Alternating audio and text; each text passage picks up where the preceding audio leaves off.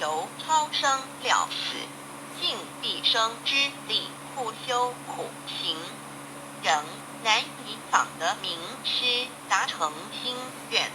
如今大道普传天道后修，在求道过程中，天命名师一指，开启了我们通天正门，天赋予超生了死的保障。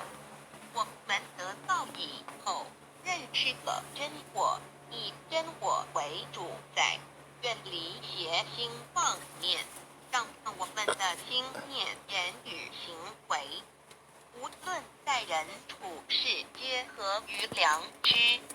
100年之后，真我灵性自然返回故家乡，永享平安喜乐。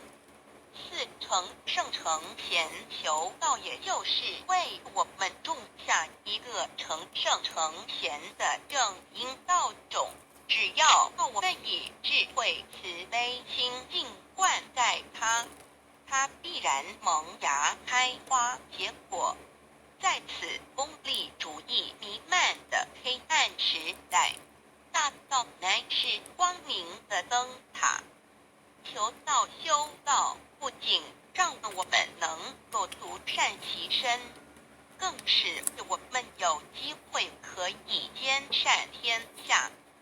求道之后，只要我们时刻抱着道心良心，在日常生活中真诚实践道的精神，不计个人得失荣辱，努力使周围每一个人都可得享道的好处，让道的光明照亮每一个角落，尽其一生精进不懈，则在世即成就圣贤事业。